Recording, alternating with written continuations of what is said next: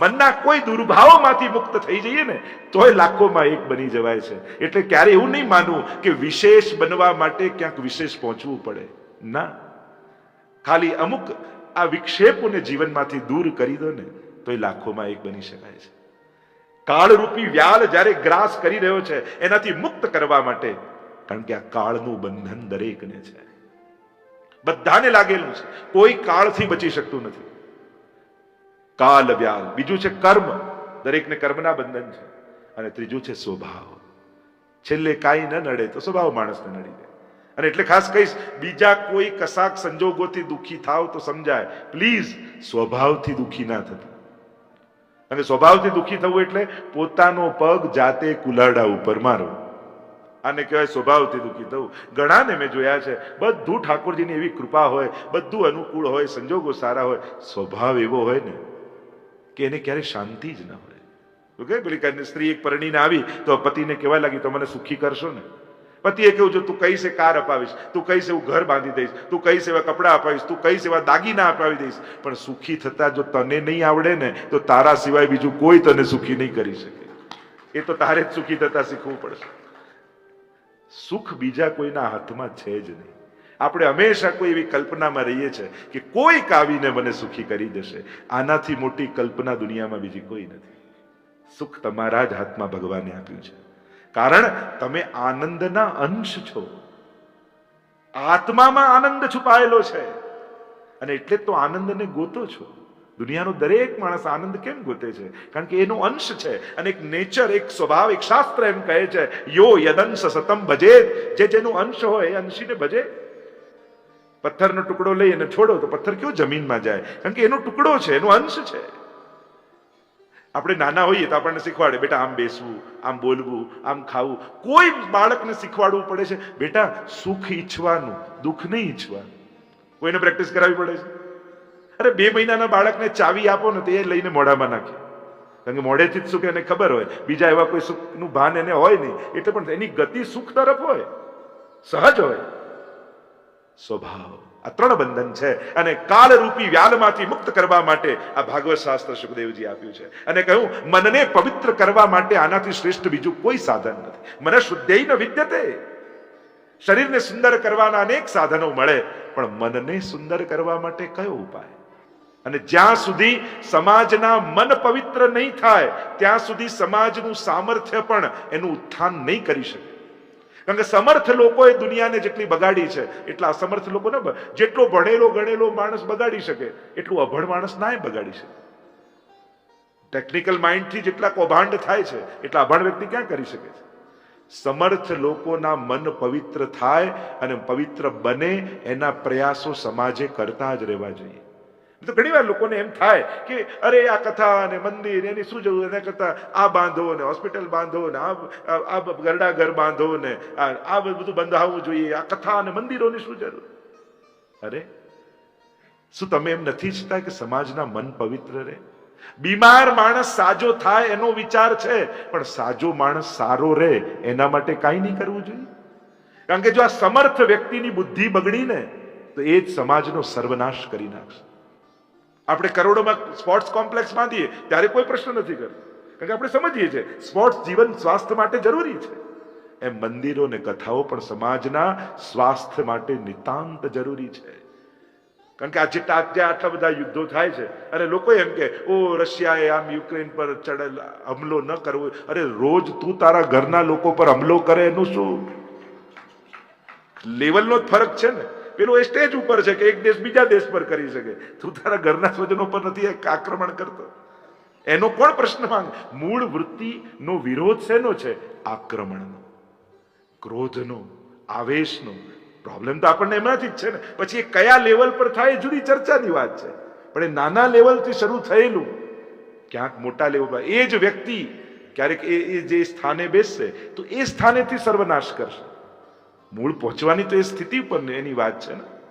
સમાજ પવિત્ર મનવાળો બને એના માટેના પ્રયાસો આજે વધારે જરૂરી થયા છે. કારણ કે જ્યારે હવે વિચારો, દ્રશ્યો આ બધાને રોકવા આપણે અસમર્થ છીએ.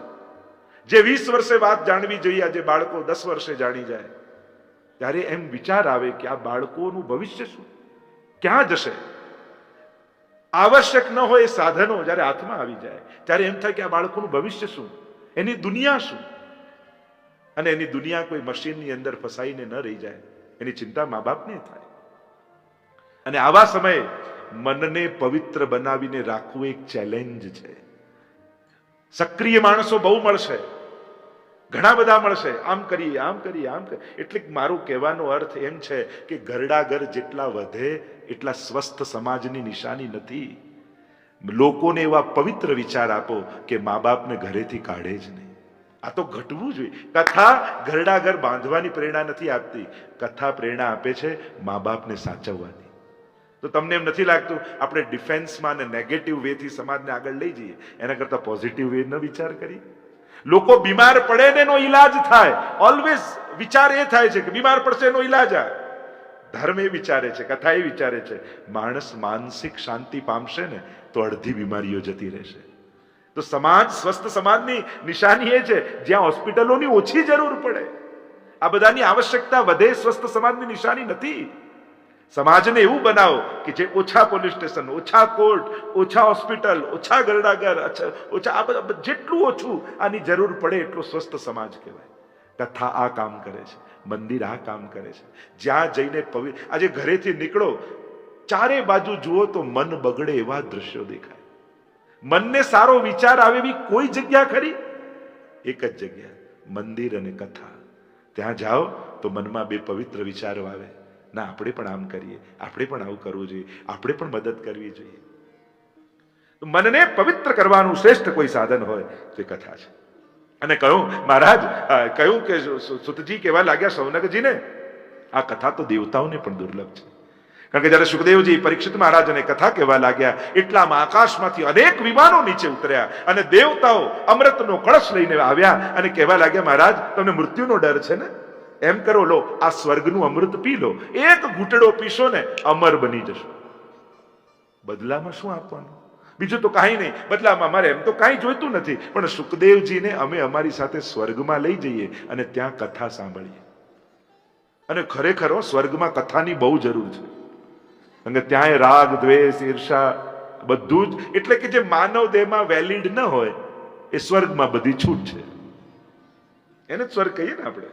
અહીંયા આપણે જેને પાપ કહીએ, અપરાધ કહીએ, સ્વર્ગમાં બધાની પરમિટ છે, બધી છૂટ ભોગવન.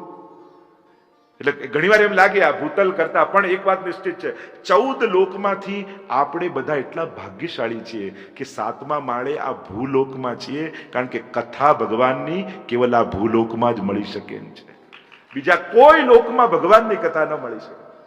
કેટલા ભાગ્યશાળી છે આપણે! એક તો ભૂલોકમાં છીએ અને બીજા માનવ દેહમાં છીએ. હવે વિચાર કરો, માનવ સિવાય બીજી કોઈ યોનિમાં હોત તો તમે આ હોલમાં બેઠા હોત? અરે ગાય પણ હોત તોય કોઈ ઘૂસવા દે? કોઈ ના આવવા દે. તમે અહીંયા બેઠા છો એનું મૂળ મહત્વનું કારણ તમે મનુષ્ય છો. એટલે કહ્યું બડે ભાગ માનુષ તન પાવા. કેમ? કારણ કે આ દેહથી ભગવત સેવા, કથા, સત્સંગ આ બધું આ માનવ દેહથી જ સુલભ છે. કહ્યું કે અમે પરીક્ષિત મહારાજને, સુખદેવજીને લઈ જઈએ. અને ત્યારે પરીક્ષિત મહારાજ વિચાર કરવા લાગ્યા, ક્વ સુધા ક્વ કથા લોકે ક્વ કાંચ મણિર મહાન બ્રહ્મ રાતો વિચાર્યૈવમ તદા દેવાન જહાસ. ક્યાં કાચનો ટુકડો ને ક્યાં અનમોલ મણી. ભગવતની કથા એ તો મણી જેવી છે. અને કોઈ આવીને એમ કે કાચના ટુકડાના બદલામાં મણી આપો ને, આ હીરો આપો ને, કોઈ આપવા તૈયાર થાય? તૈયાર થાય? હા કે ના? હવે કથાના ટાઈમે તમને કોઈ લગ્નની કંકોત્રી આવે તો તમે જવા તૈયાર થાઓ? હા કે ના? એક બે જણા બોલ્યા. આટલા લોકોનો લોડ 2 જણા પર આવી ગયો. મૂળ વાત એ છે, દેવતાઓ તો આજે પણ મોકલે. આ બધા અમૃત જ છે ને, આકર્ષણો સંસારના છે ને એ બધા અમૃતના કળશ જેવા જ છે. માણસ છોડી નથી શકતો. મનમાં એમ ન થાય અરે એ તો 365 દિવસ ચાલવાનું, કથા તો 7 દિવસમાં પૂરી થઈ જશે. અને કોણ જાણે કોઈ ક્ષણે હું બેઠો હોઉં અને કોઈ એવા શબ્દો મારા કાનમાં પડી અને હૃદયને સ્પર્શી જાય કે મારું આખું જીવન બદલાઈ જાય. 3 કલાક એટલે સાંભળવાનું કે કઈ સેકન્ડે તમારી વાત એમાંથી નીકળી જાય. કોને? જો ભગવાનનું તો એક જ નામ મુક્તિ માટે કાફી છે. ગજેન્દ્ર એકવાર હરિ બોલ્યા ને ઉદ્ધાર. તો પછી લોકો કે જો એક જ નામ કાફી હોય તો મહાપ્રભુજી તો એમ કહે છે કે અહર્નિશ ભજન કરો, 324 કલાક ભજો. આવું કેમ? જો એક જ નામ કાફી હોય તો આખો દિવસ કેમ બોલવાનું?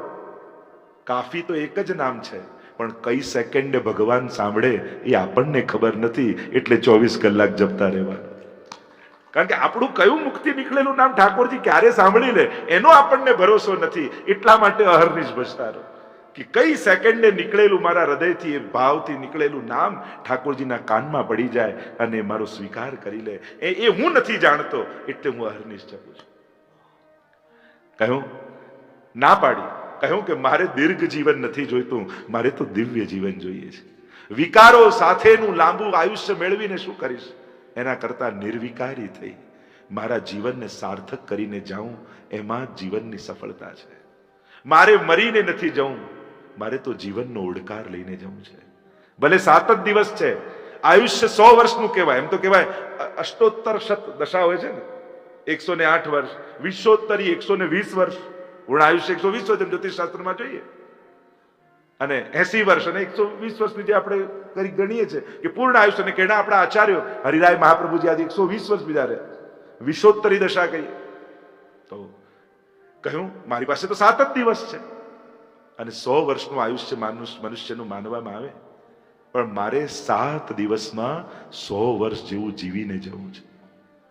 ઘણી વાર 100 વર્ષ સુધી જીવવું જરૂરી નથી, 100 વર્ષ જેવું જીવવું જરૂરી છે. ભલે જેટલા વર્ષ જીવ્યા હોય, જેટલા આચાર્યો મહાપુરુષો થયા, કોઈ 32 વર્ષ, કોઈ 52 વર્ષ, આપણા શંકરાચાર્યજી 32 વર્ષ, મહાપ્રભુજી 52 વર્ષ ભૂતલ પર બિરાજ્યા. પણ હજારો વર્ષ વ્યતીત થયા છતાંય આજે પણ ઈચ્છે દરેકના હૃદયમાં આ ભાવ, જીવંત રહેવું અને જીવવું, આ બંનેમાં બહુ મોટો ફરક છે. મારે જીવવું નથી, મારે જીવંત બનવું છે. અને બન્યા ને પરીક્ષિત મહારાજ. હજારો વર્ષ ભાગવતજીને થયા, આજે પરીક્ષિતને યાદ કરીએ છીએ, કારણ કે આ કથા જ એવી છે, શ્રાપિતને સમર્પિત બનાવનારી કથા છે. લાગ્યો છે શ્રાપ, પણ ભાગવત જેવું આશ્રય કર્યો, અમર બની ગયા. દેહને તો સમાપ્તિ આવી જ, જાત સહિત ધ્રુવ મૃત્યુ, જન્મ્યું છે, મરવાનું છે જ, પણ શરીરના મરવાથી એ જીવન મરી નથી જતું, એ પ્રેરણા મરી નથી જતી, એ જીવંતતા સમાપ્ત નથી થતી.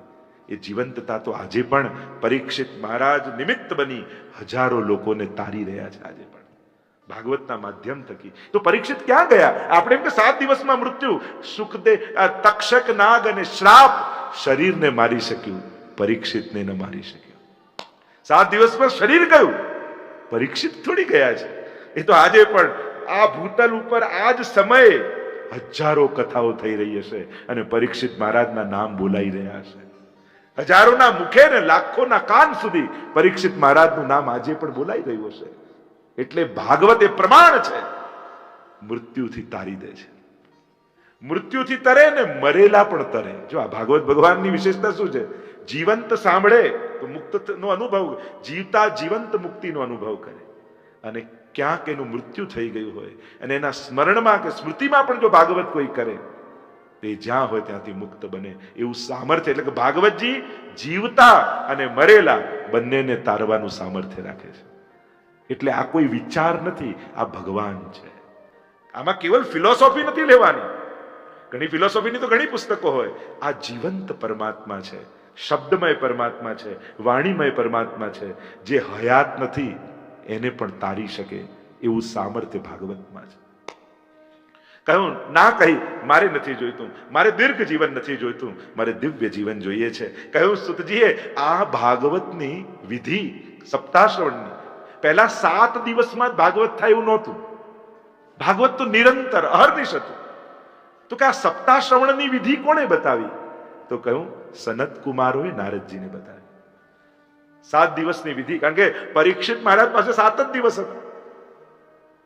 તો કહ્યું કે આ સનત કુમારો તો પરિભ્રમણ કરતા રહે છે અને નારદજી પણ કોઈ એક ઠેકાણે હોતા નથી. તો આ સનત કુમારોનો નારદજી જોડે મેળાપ થયો ક્યાં? અને વર્ણન કરતા સુતજી બોલ્યા, બદ્રી વિશાળ ક્ષેત્રમાં એકવાર સનત કુમારો એકઠા થયા સત્સંગ માટે. જ્યાં સત્સંગ શરૂ કરવા જાય એટલામાં ઉતાવળા નારદજીને જતા જોયા. મુખ પર ચિંતા જોઈ. મહાપુરુષના મુખમાં ચિંતન હોય તો સમજાય, પણ ચિંતા જોઈ તો એમ થયું, અરે મહાપુરુષ ચિંતામાં છે તો સમાજમાં કંઈક દુઃખ આવ્યું હશે. કારણ કે મહાપુરુષોને એની વ્યક્તિગત ચિંતાઓ નથી હોતી. મહાપુરુષો તો સમાજના કલ્યાણ માટે જ વિચરણ કરતા હોય છે. મહાપ્રભુજી કેવી કૃપા અને કેવો પરિશ્રમ. અંગ બંગ કલિંગ કૈકટ મગધ મારુ સુરસિંદ તે તામસના અઘર્યા પ્રતાપ પદરજ ગંધ. 9 વર્ષની આયુથી મહાપ્રભુજી ઘર છોડીને નીકળ્યા છે. ધોતી ઉપરણો ધારણ કરી અને આપણા બધાને કૃતાર્થ કરવા માટે મહાપ્રભુજીએ કેવો પરિશ્રમ કર્યો છે. તો શ્રી આવા અનેક આચાર્યો એક મહાપુરુષોના જ્યારે ચરિત્રોને જોઈએ છે ત્યારે એમને સ્વતંત્ર ચિંતા નથી હોતી, એને સમાજની ચિંતા હોય છે. મુખ પર ચિંતા જોઈ નારદજીને. જેના મુખમાં જીવવા ઉપર ભગવત નામ રહેતું હોય એના કપાળ ઉપર ચિંતાની રેખા જુઓ તો વિરોધાભાસી લાગે. અરે જેના મુખમાં ભગવત નામ એ તો નિશ્ચિંત હોય. મહાપ્રભુજી સ્વયં કહે ચિંતા કાપી ન કાર્યા નિવેદિતાત્મ ભી કદાપિતિ ભગવાન અપી પુષ્ટિસ્થો ન કરિષ્યતિ લૌકિકીમ જગતિમ. તું પુષ્ટિ પુરુષોત્તમના શરણમાં છો, તને શેની ચિંતા? તારા માથે તારો નાથ બિરાજે છે ચિંતા કરવા. તારે તો કરાય તો માની ગોદમાં જેમ બાળક નિશ્ચિંત હોય એમ તારે તો ઠાકોરજીના ચરણમાં નિશ્ચિંત થઈને બેસી જવાનું. તથૈવ તસ્ય લીલેતી મત્વા ચિંતામ ધૃતમ त्यजेत. ये तो सब ठाकुर जी की लीला है. ये मानकर निश्चिंत हो जाओ. घटनाओं रूपे जीवन ने जोशो तो सुख दुख नो अनुभव थशे. લીલા રૂપે જીવનને જોશો તો આનંદનો અનુભવ થશે. આ બધું જ પ્રભુની લીલા છે, એ જ ખેલી રહ્યો છે. જ્યારે આવો ભાવ આવી જાય મહાપ્રભુજી આપણને એ અવસ્થા ઉપર લઈ જાય છે. નવરત્ન ગ્રંથમાં પાઠ કરવાથી ચિંતા જશે એવું માનીને પાઠ તો કરીએ છીએ, પણ જો એ પાઠ સમજમાં આવી ગયો ને તો જીવનમાં ક્યારે ચિંતા જ નહીં થાય. આવેલી ચિંતાઓ જાય પાઠ કરવાથી, પણ એ પાઠ જો સમજમાં આવી જાય તો જીવનમાં ચિંતા જ ન પ્રગટે. એવી સમજ આવી જાય, એવું જીવનમાં સમાધાન મળી જાય. નારદજીના મુખમાં જયારે ચિંતા જોઈ અને ત્યારે સનતકુમારોએ કહ્યું કે નારદજી આવા ચિંતાતુર કેમ છો? ત્યારે નારદજી પોતાની કથા કહેતા કહ્યા કે અહમ તો પૃથ્વીમ યાતો જ્ઞાત્વા સર્વોત્તમામિતિ પુષ્કરમ ચ પ્રયાગમ ચ કાશીમ ગોદાવરીમ તથા. આ પૃથ્વીને સર્વોત્તમ જાણી હું તીર્થ યાત્રા કરવા માટે આવ્યો. મને થયું તીર્થોમાં જઈ પરમ શાંતિનો, પરમ આનંદનો, પરમાત્માનો અનુભવ થશે. પણ જ્યાં જ્યાં હું તીર્થોમાં ગયો ત્યાં ભગવાનનો પ્રભાવ ન દેખાયો, મને કલિયુગનો પ્રભાવ દેખાયો. કલિયુગ ચાલી રહ્યો છે, કલિયુગનો પ્રભાવ ચારે બાજુ દેખાયો. અને શું દેખાયું? સત્યમ નાસ્તિ તપ શૌચમ દયા દાનમ ન વિદ્યતે ઉદરમ ભરીણો જીવા વરાકા કૂટ ભાષિણા. ધર્મનો નાશ થતો દેખાયો. સત્યમ નાસ્તિ, સત્ય ક્યાંય નથી. સત્યનો નાશ થતો દે. અરે સત્ય ઉપરથી લોકોનો વિશ્વાસ ઉઠતો મેં જોયો, એટલે મને વધારે દુઃખ થયું. વિશ્વાસ બન્યો રહે ને તોય ચાલે, પણ લોકોને જયારે એમ થવા લાગે કે સાચું બોલીને તો જીવાય જ નહીં, ત્યારે વધારે ચિંતા થાય. ધર્મની ગ્લાની થાય ત્યારે ભગવાન આવે. એમ ભગવાને કહ્યું યદા યદા હિ ધર્મસ્ય ગ્લાનિર્ભવતિ. તો ધર્મની ગ્લાની થાય કેમ? કોઈ પાપી કે અસુર વ્યક્તિ ધર્મની ગ્લાની કરી શકતો નથી. ધર્મનો સ્પર્શ પણ કરી શકતો નથી, એનો નાશ તો શું કરી શકે? પણ ધાર્મિક વ્યક્તિને જ્યારે ધર્મ પરથી વિશ્વાસ ઉઠવા લાગે ને, સજ્જન વ્યક્તિને જ્યારે ધર્મ પરથી વિશ્વાસ ઉઠવા લાગે ને, બુદ્ધિમાન વ્યક્તિને જ્યારે ગ્રંથો ને શાસ્ત્રો પરથી વિશ્વાસ ઉઠવા લાગે ને, ત્યારે ધર્મની ગ્લાની થાય છે. એટલે એમને માનવું કે કોઈ અસુરોનો પ્રભાવ જ ધર્મનો નાશ કરે છે, ના. સજ્જન વ્યક્તિઓના જીવનમાંથી ધર્મ વિદા થવા લાગે ત્યારે ધર્મની, કારણ કે ધર્મ કોઈ પુસ્તકો અને ગ્રંથોમાં નથી. ધર્મ સજ્જન અને સાધુ વ્યક્તિઓના જીવનમાં જીવતો હોય છે. અને જીવનમાંથી જ્યારે ધર્મ રવાના થતો દેખાય ત્યારે ધર્મની ગ્લાની થાય છે. ત્યારે ચિંતા પરમાત્માને થાય છે કે જ્યારે સાધુ પુરુષોને વિશ્વાસ નથી તો હવે મારે જ આવવું પડશે. અને ત્યારે ભગવાન અવતાર લઈને પધારે છે. અહીંયા સત્યમ નાસ્તિ તપ, તપ જતું રહ્યું. એટલે કે સીધી સાદી ભાષામાં કહું તો કોઈ ઘસાવવા તૈયાર નથી. પણ તકલીફ એ છે દરેકને ઘરમાં એવું જ લાગે હું જ ઘસાવું છું, બધા મજા કરે છે, મારે જ સહન કરવાનું, બાકી બધા લહેર કરે. દરેકને એમ લાગે તો ઘસાય છે કોણ? વૈષ્ણવ જ ઘસાય હો. નાદાન વ્યક્તિઓ તો ઝઘડા કરે, એ તો હક માંગે, એ તો લડાઈ કરવા આવે. વૈષ્ણવ હોય ને એ જ છોડે. એટલે આપણે ત્યાં ત્યાગે સ્વાગે. હાથમાંથી કોઈ લઈ જાય તો એમ ન માનતા કે તમારા ભાગ્યમાંથી કોઈ લઈ ગયું. ભાગ્યમાં હશે તો આવવું જ પડશે. એને એ વસ્તુએ તમારા આંગણે આવીને ઊભા જ રહેવું પડશે. એ વ્યક્તિએ હાથ જોડીને આંગણે ઊભા રહેવું પડશે. એ ભલે એનો ઘણી વાર પાપીઓના દિવસો હોય, સજ્જનોની સદીઓ હોય, ઘણીવાર ઘણાનો સમય સારો આવી જાય ને ત્યારે પોતાને સમર્થ માનવા લાગે. એ સમર્થ હોતા નથી, એના સમય સારા હોય છે ઘણીવાર. પણ જ્યારે સમય વિપરીત થાય ને, દરેક માણસની ઓકાત સમય યાદ અપાવી દેતો હોય છે કે તું આટલાને જ લાયક છે, તું આના માટે જ છે, તું આટલો જ છે. તકલીફ કલયુગમાં એ છે, માણસ હાઈટ વધારવાની કોશિશ નથી કરતો, પણ બૂટની એડીઓ ઊંચી કરવાની કોશિશ કરે છે કે હું મોટો દેખાઉં, હું સારો દેખાઉં, હું બધા કરતા વિશેષ દેખાઉં સમાજને. હીલ ઊંચી કરવા કરતા હાઈટ વધારવાના પ્રયાસ કરજો. આ ભાગવત છે ને, તમારી હાઈટ વધારશે. કારણ કે હાઈટ, જ્યારે ઊંચાઈથી તમે કોઈ વસ્તુને જુઓ છો ને, ત્યારે તમને બધું એક લાગે છે. જેમ અત્યારે આપણે અમારું ગામ, અમારો દેશ, અમારો આ, પણ પૃથ્વીની બહાર જઈને જુઓ તો તમને એક પૃથ્વી લાગે. ઊંચાઈ પરથી નો દ્રષ્ટિકોણ માણસને એકતા આપે છે. એટલે જ ઘણીવાર વડીલોને એમ થાય બધા મહારાજ છે ને, પણ દીકરાઓને એમ લાગે કે આ ભેદભાવ કરે છે, આને પેલો વધારે વાલો, અને આ દીકરી વધારે વાલી, હું નથી વાલો, એમ લાગે. પણ જ્યારે મા બાપની ઊંચાઈ પર પહોંચીને જ્યારે જુઓ ત્યારે એને બધું જ સરખું. પણ નબળા ઉપર વધારે વાલ હોય એ બહુ નેચરલ છે. કદાચ તમારા માટે વાલ ઓછું હોય તેમ માનજો કે હું સમર્થ છું, હું વધારે સમજદાર છું, એટલે મારી ચિંતા કરવી નથી પડતી. મા બાપે સમજણ સારી હશે તો નબળા સંજોગો પણ સહજમાં જતા રહેશે. એટલે ઊંચાઈ વધારજો. હીલ ઊંચી કરવાની કોઈ, હીલ ઊંચી કરવી એટલે સાધનો, સ્થાન અને સામર્થ્યના બળે પોતાને મોટો ગણાવવો. પ્રયાસ બધાના એ હોય છે. સારા દેખાવાની જેટલી મહેનત કરો છો એના કરતા અડધી મહેનત સારા થવામાં કરી દો ને તો ખરેખર કામ થઈ જાય. આપણે સારા ખરેખર થઈ જઈએ તો સાવ સહેલું. સારા દેખાવા માટે તો કેટલી મહેનત કરવી પડે કે લોકો મને સારો કહે, એના માટે તો મહેનત કરી કરીને થાકી જઈએ. કારણ કે તકલીફ શું છે, આ દુનિયા બધાને જાણતી જ હોય છે.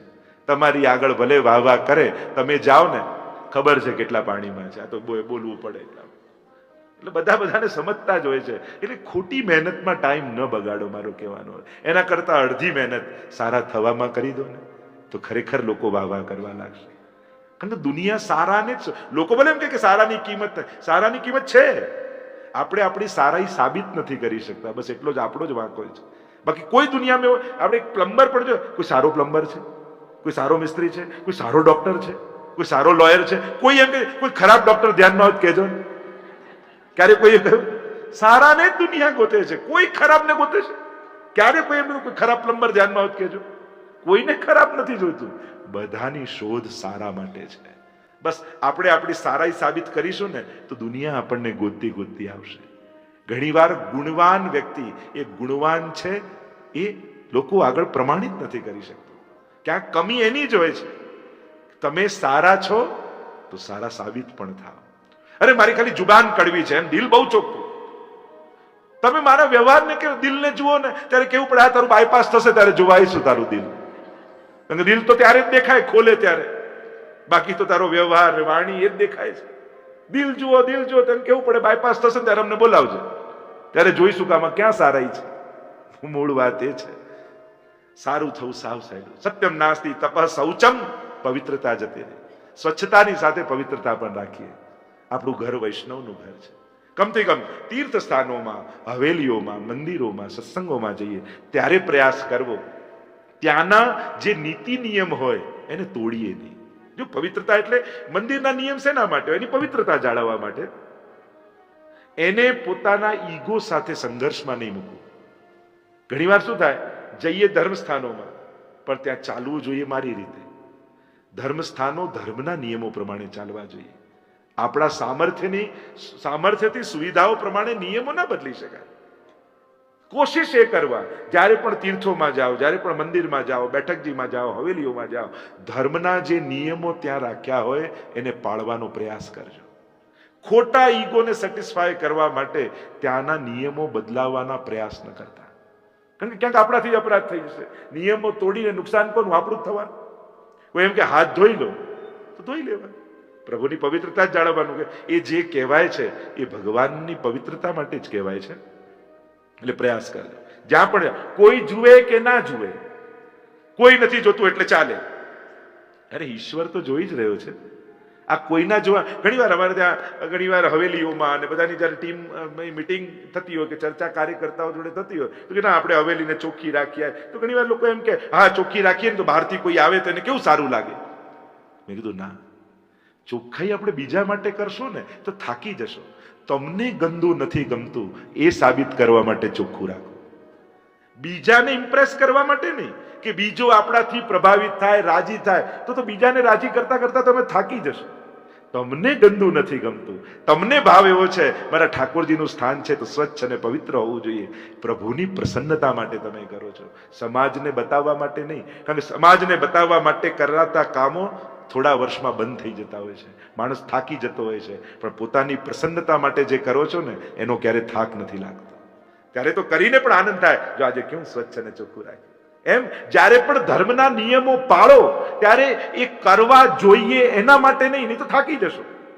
આ કરવાથી મારો ઠાકોરજી રાજી થાય છે એ વિચારીને કરશો ને તો કરવાનો આનંદ થશે. તમે તમારા ગુણોનો આનંદ તમે માણશો, તે ગુણો કાયમ માટે રહેશે. કોઈ તમને જેમ તેમ અડધો કલાક સુધી બોલ્યું અને તમે કથામાં સાંભળીને ગયા હતા કે આપણે ઉત્તર નહીં આપવો જોઈએ, આવા નાદાન વ્યક્તિ મળે તો મૌન રહે, અને તમે મૌન રહ્યા.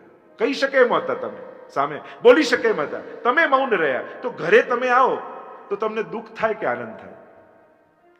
અરે એને પણ બે સંભળાઈ જ દેવા જેવી હતી, શેનો બોલી જાય આ બધું? મનમાં એમ થાય કે આ ક્યાં ચૂપ રહ્યો. જો ઘરે આવીને તમને એવો આનંદ થશે ને કે જો પેલો આટલું બોલ્યો પણ મેં કથામાં સાંભળ્યું હતું અને મેં એ નિયમ પાળ્યો, હું મૌન રહ્યો, અને તમને જો આનંદ થશે ને તો પછી કાયમ માટે સદગુણ તમારી અંદર રહેશે. અને તમે તમારા સદગુણોનો આનંદ માણ્યો, પણ તમને જો અફસોસ થશે અરે કહી જ દેવા જેવું હતું, તો પછી એ ગુણ બહુ ટકશે નહીં. આપણા સદગુણોનો આનંદ જો આપણે નહીં માણીએ યા આપણને આપણા સદગુણોનો આનંદ અનુભવ નહીં થાય તો એ ગુણ બહુ વાર નહીં રહે, અફસોસ રહેશે તો એ જતો રહેશે.